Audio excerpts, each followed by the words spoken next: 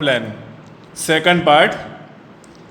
So in these stories, the main characters are the narrator, who was a pilot, जो खुद ही pilot होता था. Writer गिन लो या नरेटर गिनो, वो सेम ही था. The second character is the mystery pilot in the black aeroplane. तो ब्लैक एरोप्लेन के अंदर जो कौन बैठा था, रहस्यमय पायलट जो प्लेन को उड़ा रहा था, जिसने राइटर को इशारा किया, तो वो सेकंड कैरेक्टर था. और जो थर्ड कैरेक्टर है वो आपको मालूम पड़ ही गया होगा कि who was the third character.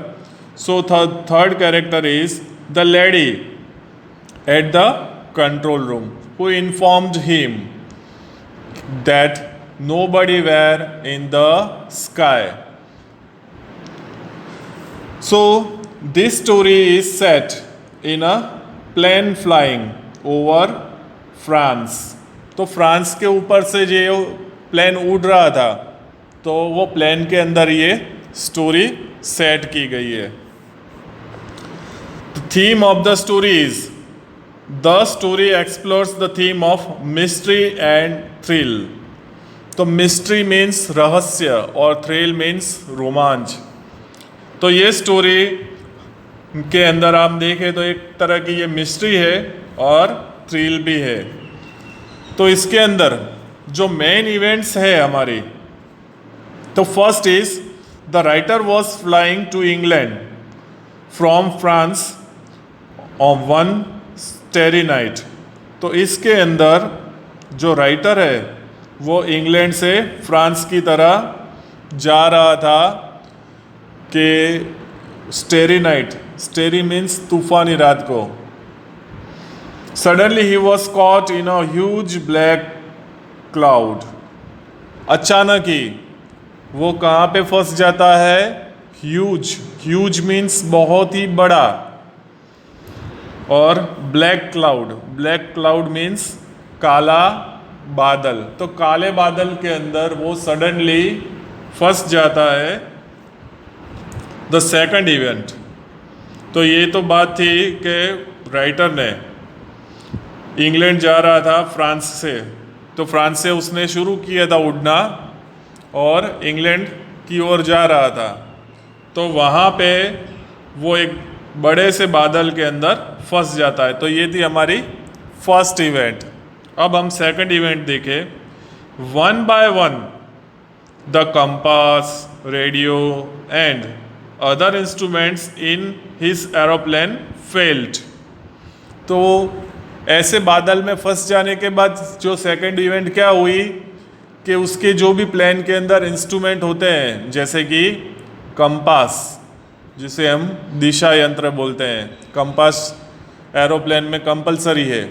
कोई भी दिशा में अगर कुछ हो तो वो कंपास की मदद से वो कहीं से भी कैसे भी कोई भी हालत में उसको एक दिशा मिल जाती है कि भाई इस दिशा में जाना है, तो उस दिशा को वो पकड़ के रख सकते हैं.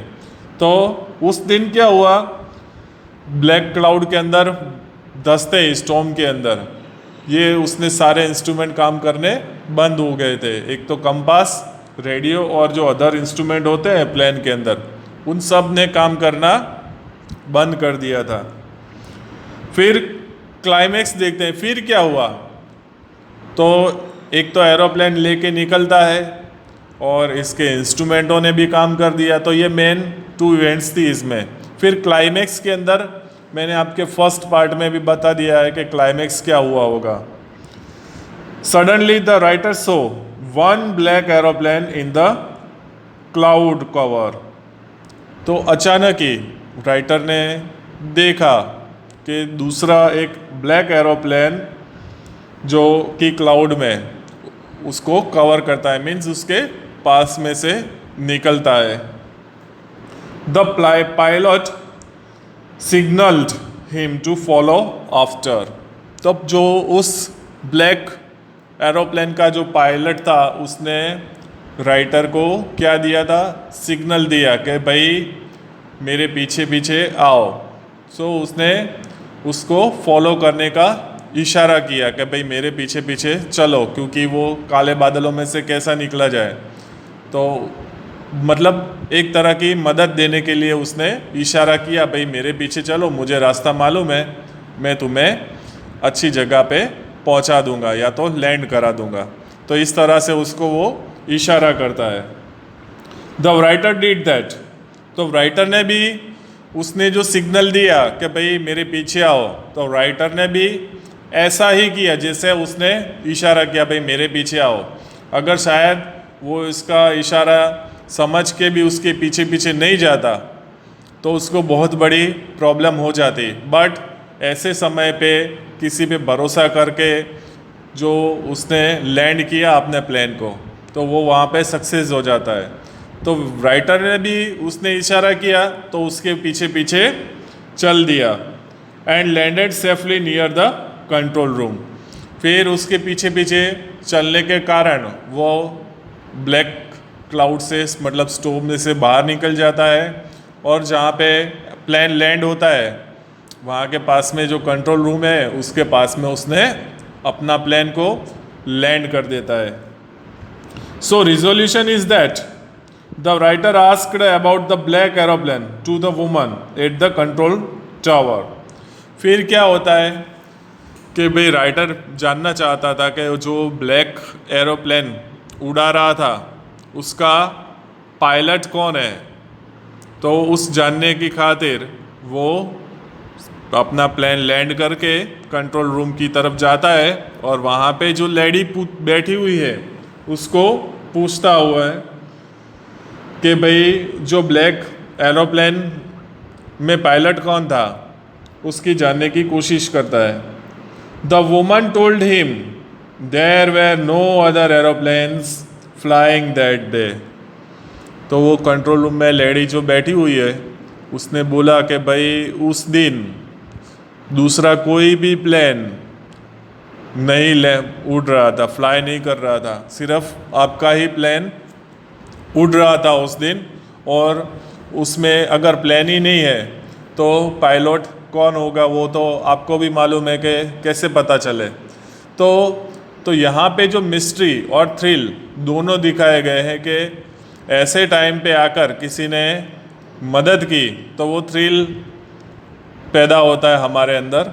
और मिस्ट्री ये हो गई, अगर वो प्लेन आया ब्लैक एरोप्लेन जिसने उसको सिग्नल दिया कि भाई पायलट ने कि भाई मेरे पीछे पीछे चलो, तो वो अचानक कहाँ गायब हो गया।